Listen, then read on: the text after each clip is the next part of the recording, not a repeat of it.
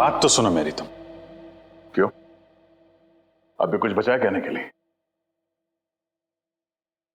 मैं जानता हूं तुम मुझसे नाराज हो क्योंकि मैंने तुमसे झूठ बोला है, मगर जानते हो क्यों? क्योंकि उस दिन मैंने तुम्हारे चेहरे पे खुशी देखी थी और उस चेहरे पे मैं दर्द नहीं देख सकता था दया, सिर्फ इसलिए मैंने तुमसे झूठ बोला था। तुम मेरे चेहरे पे दर्द नहीं देखना चाहते थे ना, लेकिन तुमने खुशी क्यों छीन ली मेरी? हाँ? तुम जानते थे कि श्रेया से मैं अपने दिल की बात नहीं कह सकता था, मुझ में इतनी हिम्मत नहीं थी, इसलिए मैंने वो सारी बातें उस चिट्ठी में लिख दी और सोचा कि मेरा सबसे अच्छा दोस्त वो चिट्ठी श्रेया तक पहुंचाएगा। मगर इतना सब कुछ हुआ, तुमने वो चिट्ठी उसे नहीं दी। क्यों? तुमने ऐसा क्यों किया मेरे साथ? वो एक्चुअली नहीं, शायद अभिजीत तुम्हारे पास इस बात का जवाब नहीं है। मेरे जवाब की बात नहीं है दया, किसी और का जवाब है जो मैं नहीं दे सकता। किसका जवाब है? मैं नहीं बता सकता दया। अभिजीत, पहेलियों में बातें मत करो, तुम दोस्त हो ना, खुल के बात करो, खुल के बात करो। यार वो बात नहीं है, दोस्ती के लिए तो मैं अपनी जान भी दे सकता हूं। हाँ, झूठ भी बोल सकते हो। क्यों? हाँ, मैंने तुमसे झूठ बोला है, लेकिन तुम्हारे लिए झूठ बोला, तुम्हें तकलीफ ना हो इसलिए झूठ बोला। तो मुझे तकलीफ नहीं हुई? हाँ? मैं खुश हूं, मगर सिर्फ और सिर्फ तुम्हारे वजह से मैं इस तरह से खुश हूं, तुम्हारे वजह से।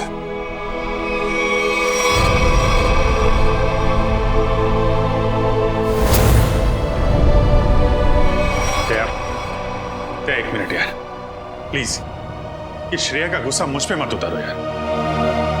मैं गुस्सा श्रेया पे नहीं, मुझे गुस्सा तुम पे आ रहा है। क्यों? कसूर क्या है मेरा? यही कि मैं तुम्हें खुश देखना चाहता हूं। अरे यार, सिद्धार्थ वाली बात तुमसे किसने बताई? श्रेया के घर कौन लेके गया था तुम्हें? अरे तुम और श्रेया एक साथ होते तो दुनिया में सबसे ज्यादा खुश मैं होता यार, मैं। मगर श्रेया और मैं एक साथ तो नहीं है ना? हाँ? और मैं खुश भी नहीं हूं। यार अब इन बातों में कुछ रखा नहीं है, भूल जाओ। ठीक है, मैं भूलने के लिए तैयार हूं, मगर मेरी दिल की तसल्ली के लिए एक बार मुझे बता दो, तुमने वो चिट्ठी श्रेया को क्यों नहीं दी? नहीं, वो उसका जवाब मैं अभी नहीं दे सकता दया यार, मुझसे मत पूछो। क्यों ना पूछो? इस एक सवाल का सीधा असर मेरी आने वाली जिंदगी भी पड़ता है और हमारी दोस्ती पे भी। मतलब अगर इस सवाल का जवाब मैंने नहीं दिया तो हमारी दोस्ती खत्म? मैंने ऐसा नहीं कहा। अरे रहने दो यार, अगर हमारी दोस्ती इतनी सस्ती है कि एक छोटे से आंधी के झोंके से उसकी नींव डगमगा जाए, तो मुझे भी ऐसी दोस्ती में कोई दिलचस्पी नहीं है।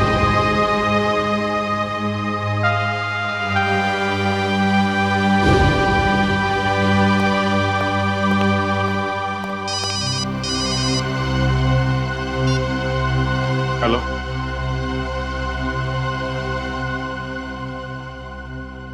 जी हाँ, सीआईडी ब्यूरो। जान खतरे में? एक मिनट, कहां से बोल रहे हैं आप?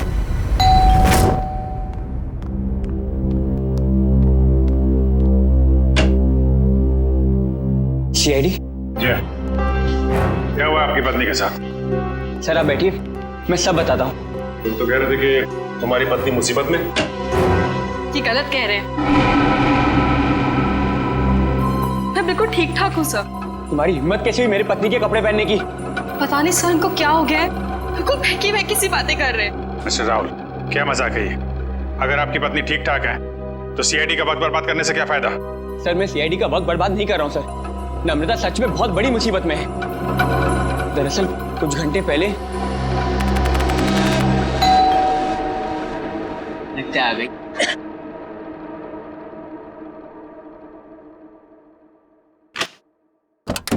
हाँ साहब, आपका नया बावर्ची साहब। अरे बॉस, लगता है आप गलत पते पे आ गए। पता भी यही है, घर भी यही है। नम्रता मैम साहब ने मुझे काम पे रखा है खाना बनाने के लिए साहब। कमाल है, नम्रता ने मुझे बताया नहीं क्यों एक नया बावर्ची रख रही है। बोलो साहब, खाने में क्या क्या बनाऊं साहब? अरे वो नम्रता आ जाएगी थोड़ी देर में, वही बता देगी खाने में क्या बनाना है। तब तक एक काम करो, तुम मेरे लिए एक कप चाय बना दो। ठीक है साहब। रसोई कहाँ है साहब? उस तरफ। उस तरफ।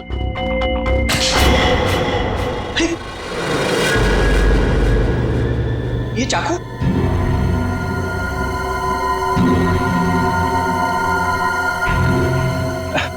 घबराइए मत साहब, इससे मैं फल काटता हूँ, भाजी काटता हूँ साहब, और मांस भी काटता हूँ साहब।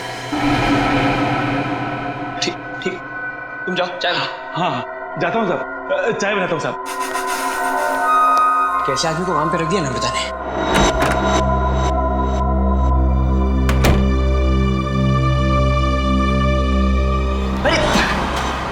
क्या साहब, डर गए क्या? ऐसे अचानक सामने आके तो कोई भी डरेगा ही ना। ये लो साहब आपकी कॉफी। मैंने चाय बोली थी। क्या साहब, आपने कॉफी तो मंगाया था साहब, वही लाया हूँ साहब। अरे यार मैंने चाय बोली थी। अरे कैसे बदतमीजी से बात कर रहे हो तुम? अरे एक तो गलती कर रहे हो, ऊपर से बदतमीजी से बात कर रहे हो मेरे साथ। कैसा आदमी रख दिया है। सॉरी डार्लिंग, आने में थोड़ी देरी हो गई। तो मॉल में ना अच्छी सी सेल लगी है, तो कुछ ज्यादा ही शॉपिंग करनी। एक्सक्यूज मी, कौन है आप? और यूं घर में कैसे घुसे चली आ रही है? अच्छा जी, मैंने कुछ ज्यादा खर्चा कर दिया, तो इसलिए तुम अपनी पत्नी से ऐसे बात करोगे? पत्नी? कौन हो तुम? और नम्रता कहाँ है? तुम्हारे सामने। अच्छा, अब समझ में आया। मेरी पत्नी ने ही कहा है ना तुम्हें मेरे साथ मजाक करने के लिए, है ना? राहुल, तुम्हें क्या हो गया? क्यों बहकी बहकी बातें कर रहे हो? बहुत हो गया ये बकवास। हाँ, कहाँ है नम्रता? मैं अभी नम्रता को फोन करता हूँ।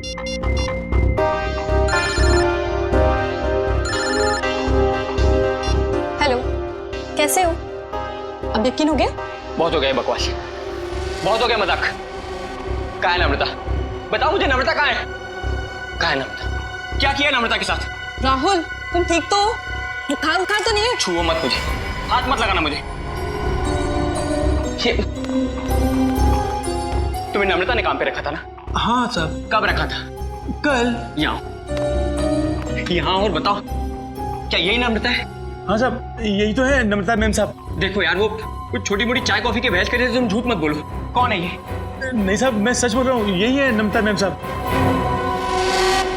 सुनो बलराम, तुम ना खाने में मिर्ची थोड़ी कम डालना, साहब को तीखा पसंद नहीं है। ठीक है मैम साहब। क्या हो रहा है यार, ये कुछ तो करना पड़ेगा। क्या करूं? शेडी को फोन करता हूँ। सर, तो बहुत अच्छा होगा कि फ्रेडी सर साथ में नहीं है, वरना असली और नकली पत्नी के चक्कर में वो खुद चक्कर खा जाते। ये लीजिए साहब, आप सब लोग के लिए पानी। देखिए सर, देखिए कैसे ये दोनों भैरूपी मेरे घर में घुस आए हैं। न जाने इन्होंने मेरे पत्नी नम्रता के साथ क्या किया होगा। राहुल, मैं ही तुम्हारी नम्रता हूँ। सर आप बेकार की कहानियों में अपना वक्त बर्बाद कर रहे हैं। मैं कल ही इनको एक अच्छे से डॉक्टर के पास लेके जाऊंगी। माफ कीजिएगा सर, जो परेशानी आपको हमारी वजह से हुई। कोई बात नहीं, अब हम लोग यहाँ आ गए हैं तो सारा मामला समझ के ही जाएंगे। मिस्टर राहुल, आपके पास क्या सबूत है कि ये आपकी पत्नी नम्रता नहीं है? सबूत? हाँ है ना सर, मेरी पत्नी की तस्वीरें मेरे फोन में। क्या वो मिस्टर राहुल? ये कैसे हो सकता है?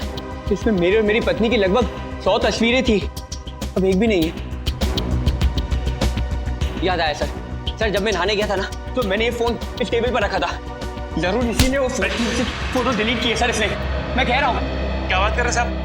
मैं इतना महंगा फोन कभी इस्तेमाल ही नहीं किया साहब। फोटो कैसे निकालेगा साहब? सर ये झूठ बोल रहा है सर, इसी ने फोटो डिलीट किए हैं। एक मिनट, अगर मोबाइल में फोटो नहीं है तो फिर शादी की तस्वीरें तो होगी ना आपके शादी के एल्बम में? है ना सर, पूरा एल्बम है, मैं अभी लेकर आता हूँ।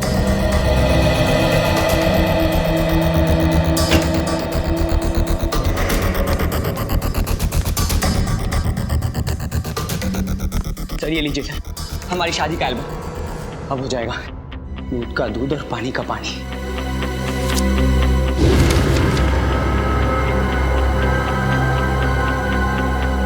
आपका कहना है कि ये आपकी बीवी नम्रता नहीं है? जी सर, ये मेरी पत्नी नहीं है। मेरे ख्याल से आप भी ये एल्बम देख लें तो अच्छा रहेगा।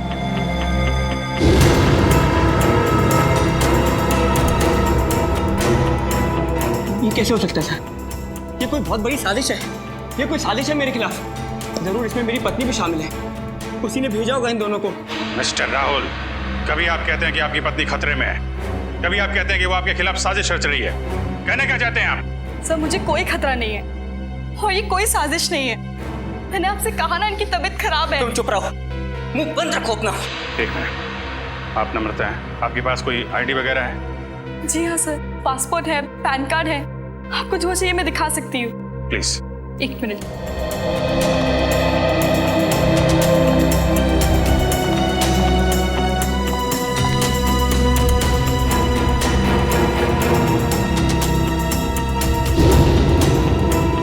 नम्रता, आईडी के हिसाब से तो यही नम्रता है। सर ये भी तो हो सकता है कि इस लड़की का नाम भी नम्रता हो और इसी बात का फायदा उठाकर ये मेरी पत्नी की जगह लेना चाहती हो।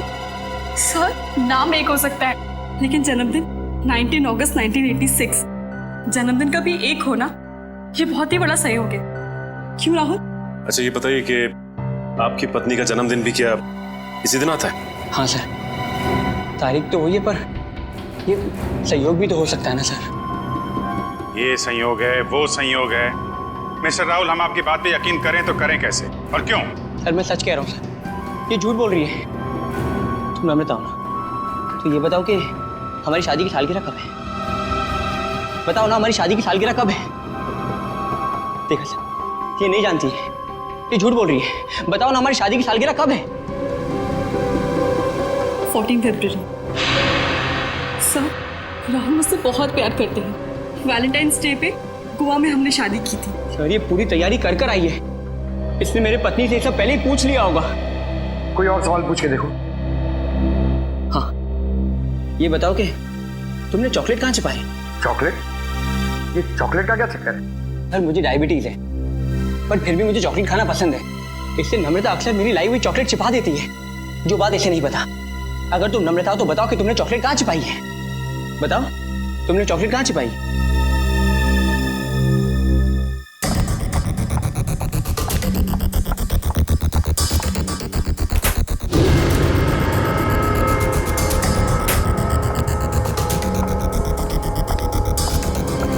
ये रही चॉकलेट, मैं तुम्हें खाने नहीं दूंगी, डायबिटीज है तुम्हें। मुझे डायबिटीज नहीं है, मुझे दे दीजिए। अब क्या कहना आपको मिस्टर राहुल? सर ये लोग पूरी तैयारी कर कर आए हैं। ठीक है, एक पल के लिए हम आपकी बात मान लेते हैं, लेकिन ये आपकी पत्नी है या नहीं, इसका जवाब तो इस घर में ही मिलेगा। तलाशी लो घर की।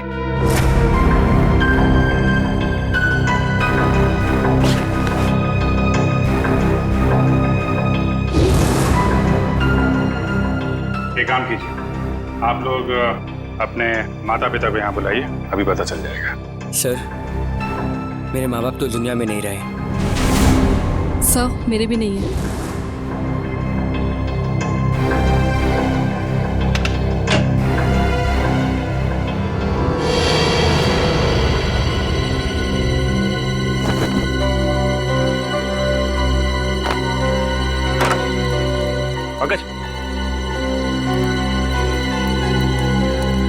ऐसी जगह पे ये डस्टबिन कैसे पड़ा? तो कोई रिश्तेदार दोस्त वो तो होंगे इस शहर में ना, उनको बुलाइए।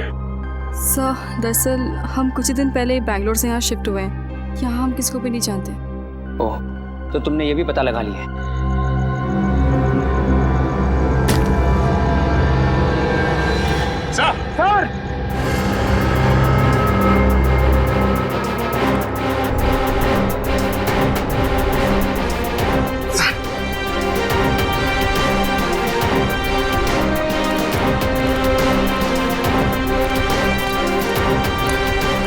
सर लाश।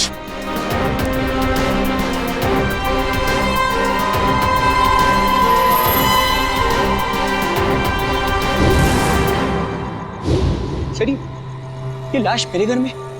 ये कौन सा खेल खेल रहे हो तुम राहुल? पहले पति पत्नी का झगड़ा सुलझाने के लिए यहाँ बुलाया, फिर तुम्हारे घर से एक लाश निकली है। किसकी लाश है ये? सर मुझे कुछ नहीं पता सर। सर मैं इसे जानता भी नहीं। सर मैं भी इसे नहीं जानती। तुम जानते हो? नहीं साहब, मैं नहीं जानता उसको। चल ये देखिए सर, यहाँ इसके सीने पे गोली मारी और इसके गले पे खरोच का निशान भी। हाँ तो बिल्कुल ताजे हैं, लगता है कुछ घंटों पहले इसे मारा गया है। कोई आईडी वगैरह मिली? एक मिनट।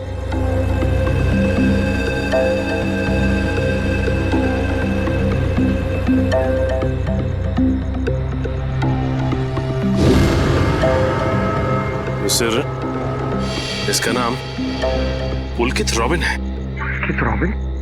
सर मैंने इसका नाम कहीं पढ़ा है। पढ़ा है? कहाँ पढ़ा? अरे सर ये तो एक बहुत ही मशहूर टीवी सीरियल राइटर है सर, साउथ बहू का सीरियल मैं देखता हूँ सर। एक टीवी सीरियल राइटर की लाश मेरे घर में? पंकज, मोबाइल पे देखो, इंटरनेट पे इस पुलकित रॉबिन की फोटो निकालो, देखो कहीं ये वही आदमी तो नहीं।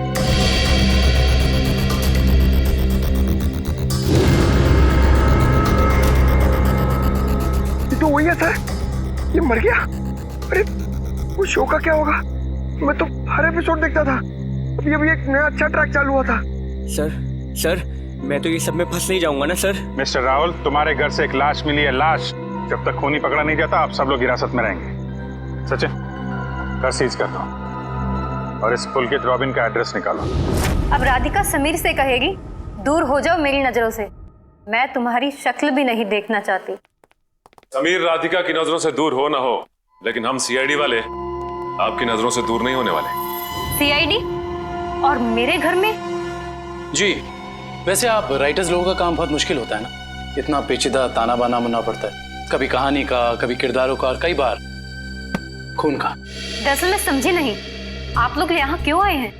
दरअसल हम आपसे खून के बारे में पूछताछ करने आए, मगर अगर आप चाहें तो अगले हफ्ते देविका के साथ शो में क्या होने वाला है ये हमें बता सकती हैं, क्योंकि पुलकित जी तो रहे नहीं। क्या पुलकित सर का खून हो गया? कब और कैसे? ये तो अब आप ही बता सकती हैं। मैं? मुझे कुछ नहीं पता।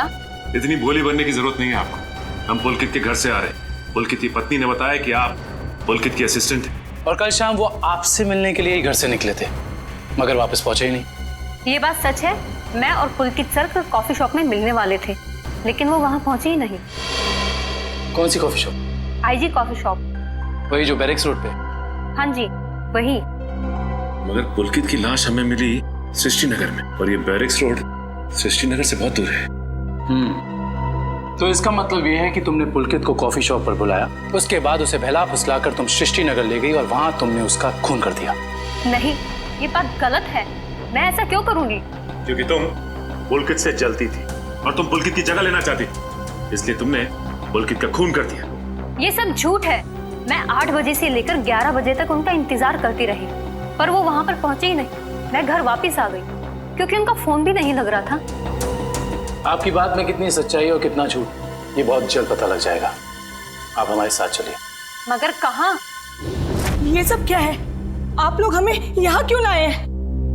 कोई कुछ बता क्यों नहीं रहा है हमें? एक मिनट, शांत हो जाए मैडम, सब कुछ पता चल जाएगा। मैं पुलकित की पत्नी हूँ और आप मुझ पर भी शक कर रहे हैं। हम किसी पर शक नहीं कर रहे, हम अपनी ड्यूटी कर रहे। ये आप प्लीज अपना हाथ आगे बढ़ाइए, हम लोगों को आपके खून के सैंपल्स लेने हैं। खून का सैंपल? मगर क्यों? क्योंकि पुलकित की गर्दन पर हमें कुछ खरोंच के निशान मिले और उस खरोंच में नेल पॉलिश के ट्रेसेस हैं। इसका मतलब साफ है, पुलकित के खून में किसी लड़की का हाथ है। लाइए हाथ आगे कीजिए। फिलहाल इस केस में लड़कियां सिर्फ आप तीनों ही। सर आप लोग खूनी को ढूंढने में इतनी मेहनत करें, प्लीज मेरे पत्नी को भी ढूंढिए ना। न जाने नम्रता किस हाल में होगी, कहाँ होगी। फिर वही बात राहुल, कब तक खेलोगे ये खेल? और मैं एक बार नहीं बार बार कह चुकी हूँ कि मैं ही तुम्हारी नम्रता हूँ। चुप हो जा तुम, कितना झूठ बोलोगी? क्या चाहिए तुम्हें? पैसे चाहिए ना? कितने पैसे चाहिए तुम्हें मेरे घर और मेरी जिंदगी से जाने के लिए? क्या? मैं और पैसे? कैसी बात कर रहे हो तुम राहुल? मिस्टर राहुल, आपके पास आपकी पत्नी का फोटो नहीं है, चेहरा तो याद है, कम से कम उनका स्केच तो बनवा सकते हैं। जी सर जरूर। ये बाल आगे से, हाँ यहाँ से थोड़े और लंबे। सर हमारे क्रिमिनल डेटाबेस में इस बावर्ची का कोई रिकॉर्ड नहीं है। देखा साहब, मैं बोल रहा था ना साहब, मैं एकदम निर्दोष है साहब, मुझे जाने दो ना साहब। ठीक है, तुम जा सकते हो, मगर याद रहे तुम शहर से बाहर नहीं जाओगे और जब भी बुलाया जाए ब्यूरो आ जाना। ठीक है। पता नहीं किसका स्केच बनवा रहे हैं ये, मैं तो यहाँ बैठी हूँ। Sir. Okay, thank you Paresh. तो राहुल, स्केच ठीक बना? हाँ सर, बिल्कुल यही है मेरी पत्नी नम्रता। और मैं कौन हूँ? इसकी सौतन? पता नहीं सर किस लड़की का चेहरा है ये, किसका चेहरा बनवाया इन्होंने, मुझे तो समझ में नहीं आ रहा। किसकी नजर लगी है हमारी हंसती खेलती जिंदगी को। सर इसके आंसू पे मत जाइए, ये मगरमच्छ के आंसू है। ये इन्हें हथियार बना के मेरे खिलाफ इस्तेमाल करना चाहती है, मुझे फंसाना चाहती है। सर राहुल, अगर तुम्हें मेरे साथ नहीं रहना तो साफ साफ कह दो ना, मैं तुम्हें डिवोर्स दे दूंगी। पर ये सब ड्रामा करने की क्या जरूरत है? सर ये पुलकित के कॉल रिकॉर्ड्स हैं। उसने जेनिफर के साथ में शाम को 5 बजे बात की थी और ठीक 1 घंटे बाद उसे लैंडलाइन नंबर से फोन आया था सर। अच्छा, ये लैंडलाइन नंबर है किसका, कुछ पता किया? हाँ sir, Bhavesh imports and exports नाम है कंपनी का। क्या कहा आपने? Bhavesh imports and exports? हाँ, क्यों? आप इस कंपनी के बारे में जानती हैं? हाँ सर, मैं जानती हूँ। राहुल इसी कंपनी में तो काम करते हैं। आप लोग मेरी तरफ इस तरह क्यों देख रहे हैं? मैंने उसे फोन नहीं किया है सर, मैं तो उस पुलकित को जानता तक नहीं हूँ। बुधवार शाम 6 बजे तुम अपने ऑफिस में थे या नहीं? 6 बजे ठीक तरह याद तो नहीं आ रहा, पर शायद तब तक मैं ऑफिस से निकल गया था सर। देखो राहुल, शायद से तो काम नहीं चलेगा। सर अगर आप लोगों को मेरे पे विश्वास नहीं है तो आप लोग मेरे ऑफिस चल के पूछताछ कर सकते हैं। ठीक है, तो चलकर पूछताछ कर लेते हैं तुम्हारे ऑफिस में, और ये भी पता कर लेते हैं कि जो स्केच तुमने बनाया है ऐसी कोई लड़की है भी या नहीं। एक बार शर्मा जी पास पहुंचा दीजिए, मैंने चेक कर लिया। उन्हें बोलिए टेंडरिंग का प्रोसेस चालू था। अरे राहुल, तुम यहाँ पर इस वक्त और आज ऑफिस नहीं है? और ये लोग कौन है? सर ये लोग सीआईडी से। सीआईडी? जी सर। क्या बात है, बताओ। क्या बताऊं सर, मैं एक बहुत बड़ी मुश्किल में फंस गया हूँ। कैसी मुसीबत? लाश मिली इनके घर के बैकयार्ड से। व्हाट? ये मैं क्या सुन रहा हूँ? कहीं तुम्हारा इसमें कोई हाथ तो नहीं है? नहीं सर, मेरा इसमें कोई हाथ नहीं है। मैं तो उस पुलकित रॉबिन नाम के आदमी को जानता तक नहीं जिसकी लाश मेरे घर से मिली है। मिस्टर भावेश, आप अपने जरा सारे स्टाफ को बुलाएंगे। सुमित,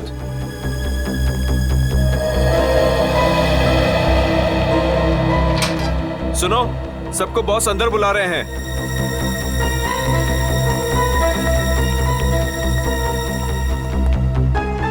इस फोटो को देखिए, ये आदमी पुलकित है जिसकी लाश हमें राहुल के घर से मिली। कोई पहचानता है इसे? जरा ध्यान से देखिए, टीवी सीरियल लिखते थे। आप इसे पहचानते हैं या इनसे जुड़े किसी आदमी को जिनका इनके साथ संबंध हो? ऐसा तो हो नहीं सकता कि आप में से कोई भी इन्हें नहीं जानता, क्योंकि आपके ऑफिस के लैंडलाइन से फोन किया गया था शाम को 6 बजे बुधवार। व्हाट? तो शायद राहुल ने किया होगा। मैं क्यों फोन करूंगा सर, मैं तो उसे जानता भी नहीं। और ऐसा भी तो हो सकता है कि इसी ऑफिस से किसी और ने फोन किया हो। और तो और सर, मैं तो जिस घर में रहता हूँ घर भी मुझे ऑफिस की तरफ से मिला है। Interesting, very interesting. आप में से किसी को याद है कि बुधवार को राहुल कितने बजे तक ऑफिस में था? हाँ सर, 5:30 बजे तक। 5:30 बजे, और पुलकित को फोन किया गया 6 बजे। हरीश जी, बहुत बहुत शुक्रिया हमारी दुविधा दूर करने के लिए। Thank you. हरीश, क्या तुम मेरा एक काम और करोगे? हाँ बोलो। तुम्हें याद है तुम वो इम्पोर्टेंट पेपर्स लेकर मेरे घर आए थे? हाँ याद है। तब तुम मेरे पत्नी नम्रता को मिले थे ना? हाँ राहुल, लेकिन उस बात का इस खून से क्या लेना देना है? लेना देना है, क्योंकि एक अनजान औरत मेरे घर में घुस आई है और मेरे पत्नी होने का नाटक कर रही है। क्या तुम प्लीज उसे चल के मेरे लिए पहचान सकते हो? हाँ श्योर। कहाँ है वो औरत? नीचे हमारी गाड़ी में बैठी हुई, आइए हमारे साथ। देखना सर, अब इस औरत का भांडा फूट जाएगा। धीरज रखिए, अभी पता चल जाएगा। अरे हरीश जी, कैसे हैं आप? हेलो नम्रता, मैं ठीक हूँ, तुम कैसी हो? क्या बताओ, पता नहीं राहुल को क्या हो गया। हरीश, ये तुम क्या कह रहे हो यार? ये मेरी पत्नी नम्रता नहीं है। व्हाट? ये कैसी बात कर रहे हो राहुल? यही तो नम्रता है, तुम्हारी पत्नी, जिससे तुमने मुझे मिलवाया था। अब क्या कहना है मिस्टर राहुल आपका? है कोई जवाब आपके पास? हरीश, लगता है तुम्हारी आंखों का नंबर बढ़ गया है। जाके अपनी आंखें टेस्ट करवाओ। तुम एक ही बार मिलो इसलिए शायद इसे पहचान नहीं पा रहे हो। हाँ मिस्टर राहुल, मेरे चश्मे का नंबर जरूर बढ़ गया है, लेकिन मेरी याददाश्त कमजोर नहीं हुई है। यही नम्रता है। यकीन नहीं होता ये सब में तुम भी शामिल हो। सर मैं कह रहा हूँ पुलकित के खून में ना इसी का हाथ है। अरे ये कैसी बात कर रहे हो राहुल, तुम्हारा दिमाग खराब हो गया है? सर ये झूठ बोल रहा है। मैं ठीक कह रहा हूँ सर। राहुल, ठीक और गलत का फैसला हम लोग करेंगे, आप नहीं। सर मैं आपको कुछ बताना चाहती हूँ। सर कुछ साल पहले राहुल को एक मानसिक बीमारी थी और शायद उन्हें वो बीमारी वापस हो गई है। क्या? इतनी बड़ी बात तुमने हमसे छुपाई क्यों? ये भी पता कर आई हो तुम? सर ये सच है कि मुझे बीमारी थी, पर अब मैं बिल्कुल ठीक हूँ। अब चाहे तो बैंगलोर में मेरे साइकियाट्रिस्ट से बात कर सकते हैं। हाँ सर, मैं भी वही कह रही हूँ। ये बिल्कुल ठीक हो गए थे, पर शायद इन्हें दोबारा दौड़ना पड़ रहा है। ये मुझे पहचानने से इनकार कर रहे हैं। सर शायद इन्होंने ही पुलकित को मारा होगा। चुप हो जाओ तुम। एक तो मेरी बीवी को गायब कर दिया, ऊपर से मेरे पे झूठा इल्जाम लगा रही है। मैं इसे जान से मार दूंगा। पीछे हो। क्या बिगाड़ा है मैंने राहुल तुम्हारा? सर प्लीज राहुल को अपनी कस्टडी में ले लीजिए सर।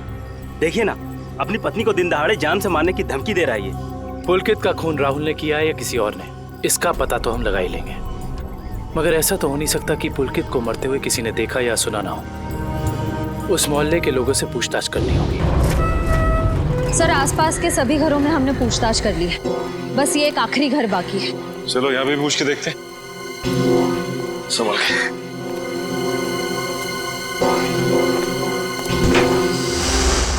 दरवाजा खुला। कोई इस तरह से दरवाजा क्यों खुला छोड़ेगा? और यहाँ ये कैमरा कैसे? इधर भी।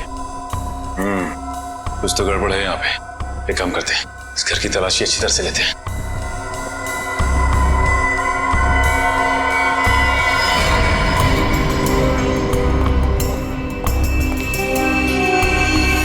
सर जल्दी आइए।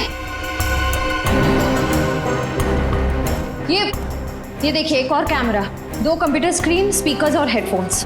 2 कंप्यूटर स्क्रीन एक साथ बाहर, और यहाँ कैमरास भी लगे। कहीं यहाँ वीडियो एडिटिंग तो नहीं चल रही? इसे ऑन करो।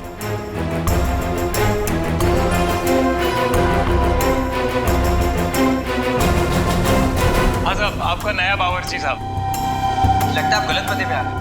नम्रता मैम ने मुझे काम पे रखा है खाना बनाने के लिए। चाय बनाता हूँ साहब। अरे जाओ ना। अभी क्या है? सॉरी डार्लिंग, आने में देर हो गई। वो मॉल में ना सेल लगी थी, तो कुछ ज्यादा ही शॉपिंग करनी।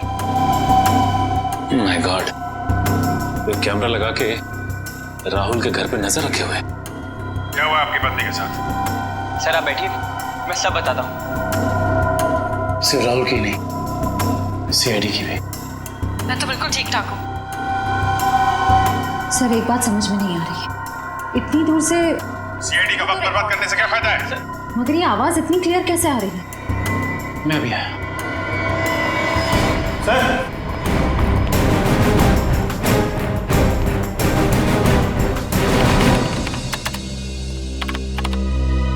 एक काम करते हैं, इस जगह को अच्छी तरह से छान मारते हैं।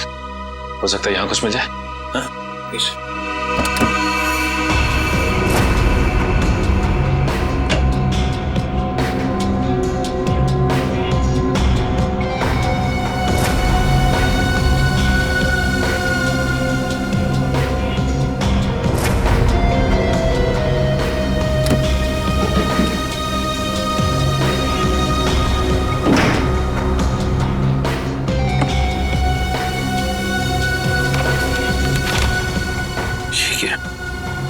क्या हुआ सर?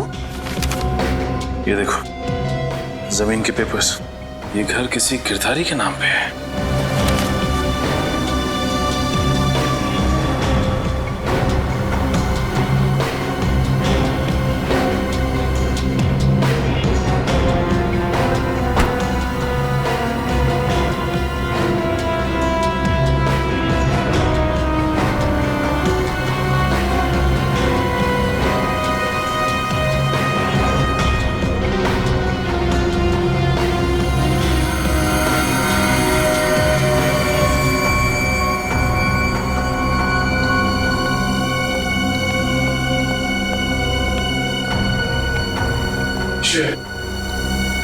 तुम्हारे सारे सवालों का जवाब ये माइक है जो मुझे राहुल के घर से मिला।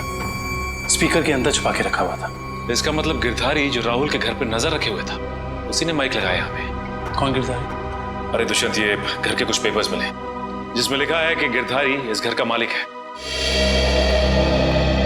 आप लोग सुंदर जी के मेहमान हैं? तुम कौन हो? जी मैं तो यहाँ पर किराए पर रहता हूँ, पर आप लोग कौन हैं? हम लोग सीआईडी से। सीआईडी? जी हाँ, सीआईडी। देख के लगता है कि तुम कहीं बाहर से आ रहे हो। यहाँ सर मैं तो अभी गोवा से आ रहा हूँ, पर आप लोग यहाँ पर सुंदर जी ने कहीं कुछ। एक मिनट, ये सुंदर कौन? सर जब मैं यहाँ से जा रहा था तो मैंने एक घर सुंदर नाम के एक अंकल को किराए पर दिया था। क्या बात, तुम खुद यहाँ पे किराए पे रहते हो और ये घर तुमने किसी को किराए पे दे दिया? सर मैंने सोचा कि गोवा जाने का खर्चा निकल आएगा सर, इसलिए। और गिरधारी जी जिनका ये घर है वो कहाँ?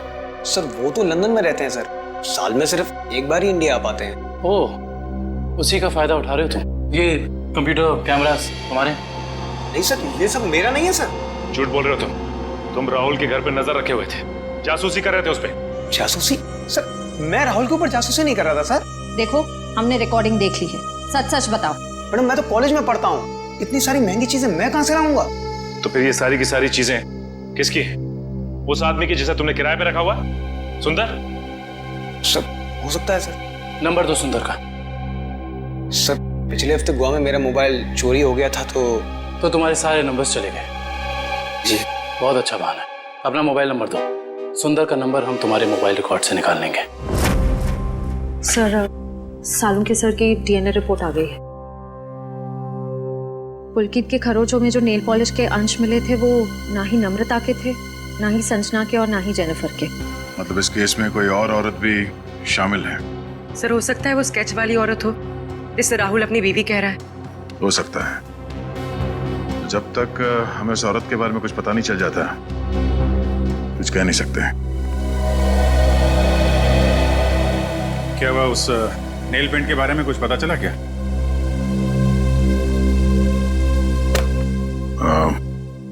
पूरी मुझे कुछ काम है, मैं बाद में आता हूँ।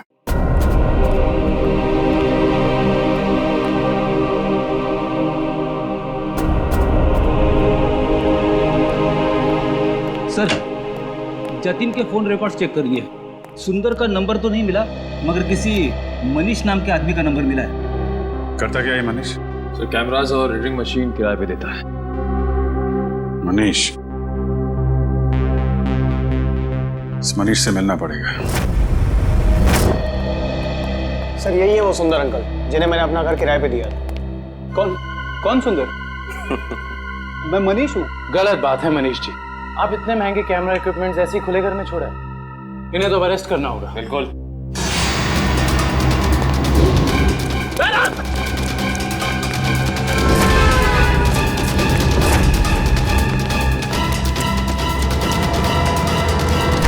अरे रुको रुको रुको मनीष, कहाँ भाग के जा रहे हो? अभी तो तुम्हारा ऑडिशन भी बाकी है जो शुरू होता है अब। मेरा कोई इरादा नहीं था सर, मैंने तो वही किया जो मुझसे कहा गया था करने के लिए। जिसने मेरे दुकान से कैमरा और एडिटिंग मशीन किराए पे लिया था उसी ने मुझसे कहा था ये सब करने के लिए। जिसने तुमसे कैमरा किराए पर लिया उसी ने तुमसे घर भी किराए पर लेने को कहा? जी सर, उसी ने मुझसे कहा था कि कैमरा इस तरह से फिट करूं कि सामने वाले घर का सारा नजारा दिखना चाहिए। अब तो मिलना पड़ेगा इस इंसान से। है कौन ये जनाब? जी कहिए। जी हम लोग सीआईडी से। सीआईडी? आइए। भावेश का कुछ पता चला क्या? भावेश का पता चला मतलब? हम लोग तो भावेश से ही मिलने आए। लेकिन वो तो कल से घर नहीं आए, उनका फोन भी नहीं लग रहा है। क्या कल से घर नहीं आए? आपने पुलिस में रिपोर्ट लिखवाई? मैंने रिपोर्ट लिखवाई थी लेकिन उन्हें भी कुछ पता नहीं चल पा रहा है। सर लगता है उन्हें पता चल गया होगा कि हम आने वाले हैं, इसलिए। एक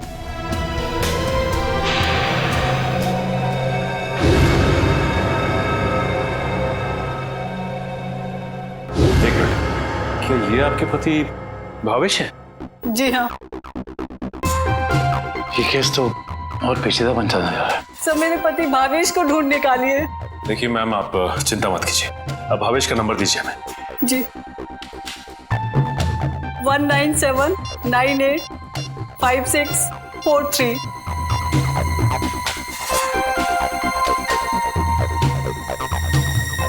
भावेश के फोन तो ऑफ आ रहा है।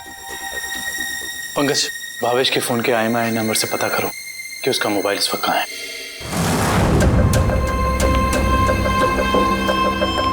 मैं आखिरी बार पूछ रही हूँ भावेश तुमसे, वो सीढ़ी तुमने कहाँ रखी है? नहीं बताऊंगा मैं मर भी जाऊँ ना तो तुम्हें भी साथ लेकर डूबूंगा, समझ गई तुम? मैं डूबू या ना डूबू, पर तुमने अपनी जिंदगी जी ली है, याद कर लो अपने भगवान को।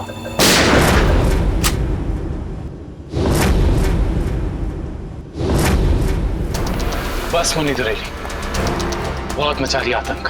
कानून को काफी वक्त से तुम्हारी तलाश थी, मगर हमें नहीं पता था कि हम इस केस के जरिए तुम तक भी पहुंच जाएंगे। खुश तो ऐसे हो रहे हो जैसे तुमने मुन्नी को जेल में डाल दिया है। ये तुम्हारी खुशकिस्मती है या बदकिस्मती कि तुम मुन्नी के दरबार में खुद चलकर आए हो? देख क्या रहे हो, ढूंढ दो इनको।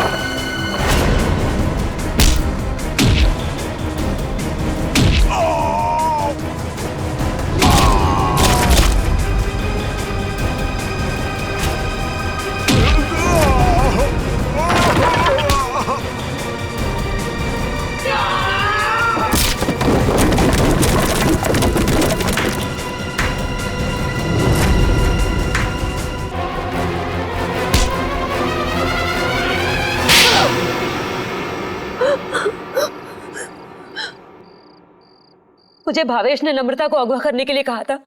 क्यों भावेश, क्या बिगाड़ा था नम्रता ने तुम्हारा? बहुत लंबी कहानी है। कोई बात नहीं मिस्टर भावेश, CID के पास मुजरिमों की दास्तान सुनने के लिए हमेशा वक्त रहता है। शुरू कीजिए अपनी कहानी। ये उस वक्त की बात है जब मैं शहर में नया नया आया था। टेलीविजन की दुनिया में लेखक के तौर पर नाम कमाना चाहता था। अलग अलग तरह की कहानियां लिखी, अलग अलग तरह के किरदारों को जन्म दिया। मेरी आंखों में सिर्फ एक ही सपना था कि किस तरह मेरी कहानी छोटे पर्दे पर साकार हो जाए। मगर तुम्हारा तो इंपोर्ट एक्सपोर्ट का बिजनेस था ना? क्योंकि मेरे साथ कुछ ऐसा हुआ जिसने मुझे मजबूर कर दिया अपने सपनों को कुचलने के लिए। जिसके साथ मैं किराए के घर में रहता था, जिसे मैं अपना दोस्त समझता था, उसने मुझे धोखा दिया। उसने मेरी कहानी चुराई और एक चैनल में बेच दी और रातों रात अमीर बन गया। हर तरफ उसी के चर्चे, उसी की बातें। मैं ये सदमा बर्दाश्त नहीं कर पाया और फिर मैंने अपने करियर को नई दिशा दी और भावेश इंपोर्ट एक्सपोर्ट का बिजनेस शुरू कर दिया। मगर इस सब का मेरी किडनैपिंग से क्या लेना देना है? ये बात सच है कि मैंने अपनी लाइन बदल दी थी, लेकिन ये भी सच है कि मेरे अंदर एक राइटर छुपा हुआ है।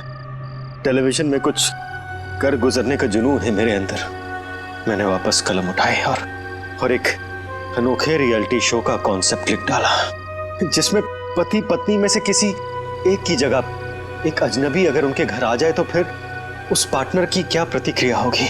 इस तरह का रियलिटी शो लिखा था मैंने। क्या ये सब एक रियलिटी शो था? चैनल को मेरा कॉन्सेप्ट बहुत अच्छा लगा, लेकिन वो ये जानना चाहते थे कि इसे पर्दे पे कैसे उतारा जाए। तो मैंने एक पायलट एपिसोड बनाने के बारे में सोचा और एक्सपेरिमेंट के तौर पर मैंने अपनी कंपनी में आए हुए नए एम्प्लॉय राहुल को शामिल किया। वाह, कमाल है। अगर तुम एक रियलिटी शो ही बनाना चाहते थे तो एक जायज ढंग से भी बना सकते थे। फिर कानून को अपने हाथ में लेने की क्या जरूरत थी तुम्हें? मैंने कोशिश तो की थी जायज तरीके से करने की, लेकिन किसी ने मेरी मदद नहीं की। तो मैंने सोचा कि क्यों ना कुछ दिनों के लिए नम्रता को अगवा कर लिया जाए और फिर मैं अपने 2 कलाकारों बावर्ची और नकली नम्रता को उसके घर भेज दूंगा और काम होने के बाद असली अमृता को फिर उसके घर भेज देता। और इसमें वो टीवी राइटर पुलकित रॉबिन, वो कहां से आ गया? पुलकित रॉबिन ही वो शख्स है जिसने मेरे आइडियाज, मेरी कहानी चुराई और मशहूर हो गया। उसे पता चल गया था कि मैं चैनल में कुछ बड़ा रियलिटी शो का आइडिया लेकर जाने वाला हूं। बस उसी की जासूसी करने के लिए यहाँ पर आया हूँ। आज तो पता लगाना ही पड़ेगा ये भावेश कौन सा बड़ा कंसेप्ट चैनल वाले को बेचने वाला है।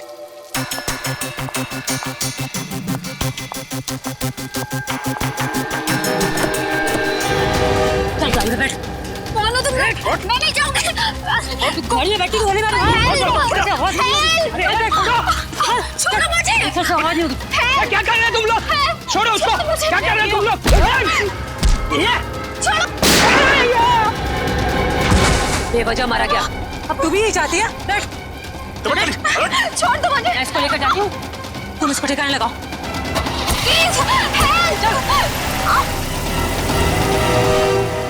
घर पहुंचकर जब मैं मेरे लगे हुए कैमरा की फुटेज देख रहा था तब मैंने देखा कि इस मुन्नी ने पुलकित का खून कर दिया है और मेरे बने बनाए प्लान को चौपट कर दिया। मैं उसे मारना नहीं चाहती थी, वो खुद बीच में आ गया था। और जब आप लोग मेरे ऑफिस आए तब आप लोगों को देखते ही मैं समझ गया कि अब सीआईडी से बचना नामुमकिन है। मैं बहुत घबरा गया था और उसी घबराहट में मैं यहाँ मुन्नी से मिलने आ गया। मुन्नी, तुमने मुझे फंसा दिया। पता है सीआईडी मेरे ऑफिस तक चली आई। एक तो पुलकित को मारा, ऊपर से उसकी लाश मेरे घर में छुपा दी। बोला था ना सेठ, लड़का लोगों को नहीं पता था कि तुम्हारा घर राहुल की कंपनी में आता है। अरे मैंने तुम्हें सिर्फ किडनैप करने के लिए कहा था, वो भी कुछ दिनों के लिए, पर तुमने पूरा रायता फैला दिया।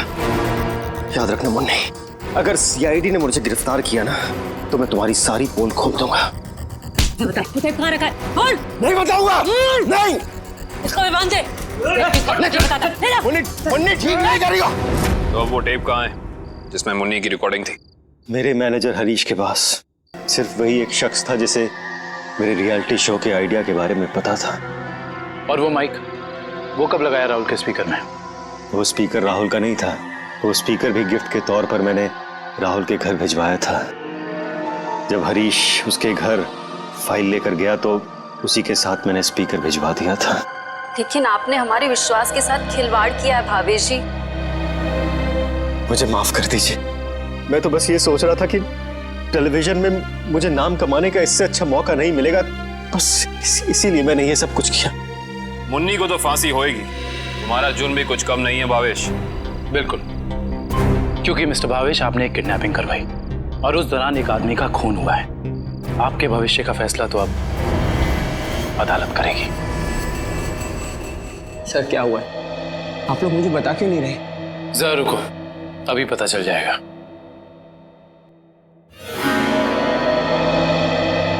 राहुल। राहुल। नम्रता, तुम ठीक तो हो? तुम ठीक हो ना? हाँ, मैं ठीक हूँ। थैंक गॉड तुम आ गई। थैंक गॉड तुम वापस आ गई। मुझे तो लगा था मैंने तुम्हें हमेशा हमेशा के लिए खो दिया है। हाँ, मुझे भी ऐसे ही लगा था। मुझे तो उम्मीद भी नहीं थी कि मैं कभी तुम्हारे पास जिंदा लौट कर भी आऊंगी। वो तो अच्छा हुआ कि सही वक्त पर सीआईडी वाले आ गए, जिन्होंने हमें फिर से मिला दिया। तुम दोनों मुझे माफ कर देना। मुझे नहीं पता था कि मेरी एक्टिंग चीजों को इतनी गलत दिशा में ले जाएगी। एक्टिंग? मैडम, माना कि भावेश जी ने आपको वहाँ एक एक्टिंग असाइनमेंट के लिए भेजा था, मगर लाश देखने के बाद और सीआईडी की कस्टडी में होने के बावजूद आपने हमें सच क्यों नहीं बताया? क्योंकि सर उन्होंने मुझसे कहा था कि कितनी भी टेढ़ी स्थिति क्यों ना आ जाए, मैं अपना काम करना ना छोड़ूं, एक्टिंग ना छोड़ूं। इसलिए मुझे लगा कि वो नाश भी लगती है और सीआईडी भी सब बस रियलिटी शो का हिस्सा है। वाह, और आप अपनी एक्टिंग के चौके छक्के की बारिश करते रही। मुझे माफ कर दीजिएगा सर, और आपको तो पता है ना कि एक नए एक्टर के लिए टीवी और फिल्मों की दुनिया में पाँव जमाना कितना मुश्किल है। इसलिए मैं कोई गलती करना नहीं चाहती थी, इसलिए मैं एक्टिंग करती रही। अब आप लोग मुझे जो सजा देना चाहें मुझे मंजूर है। सर रहने दीजिए ना सर, अब मुझे मेरी नम्रता मिल गई है और आप लोगों ने भी असली मुजरिम को पकड़ लिया है। गलती तो उन्होंने की है तो इन्हें सजा भी मिलेगी, लेकिन इन्हें क्या सजा मिलेगी ये अदालत तय करेगी। फिलहाल आप दोनों जा सकते हैं। Thank you sir, thank you so much.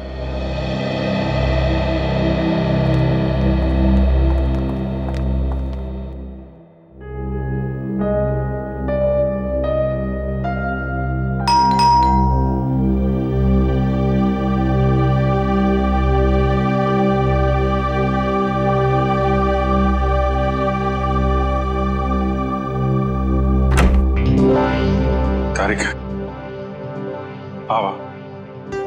अच्छा हुआ तुम आ गए। सब ठीक है ना अभिजीत? नहीं, इस वक्त बुलाया इसलिए पूछ रही थी। नहीं वो एक्चुअली मुझे तुमसे कुछ जरूरी बात करनी थी। कितने परेशान लग रहे हो, क्या बात है? एक्चुअली समझ नहीं पा रहा हूँ मैं तुमसे कैसे बताऊं। मैं समझ गई, दया के बारे में ना?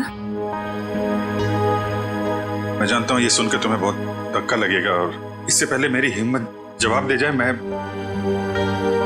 तारिका, जब एसीपी साहब यहाँ वापस आएंगे तो मैं उनसे कहने वाला हूँ वो मेरा ट्रांसफर कर दे। क्या? ट्रांसफर? आई एम सॉरी तारिका, मैं और बर्दाश्त नहीं कर सकता। मेरे और दया के बीच में जो कुछ चल रहा है, मैं अभिजीत, लेकिन दया तो तुम्हारा दोस्त है ना? हाँ, लेकिन अब दोस्ती रही कहाँ? ऐसे क्या, दोस्तों के बीच में तो ऐसा होता रहता है, ऐसी छोटी मोटी गलतफहमी, ऐसे झगड़े।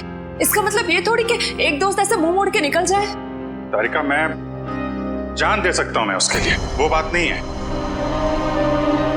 लेकिन ये सब मैंने सपने में भी नहीं सोचा था कि हमारी दोस्ती इस मुकाम तक पहुंच जाएगी। मैंने फैसला कर लिया है, मैं यहां से चला जाऊंगा।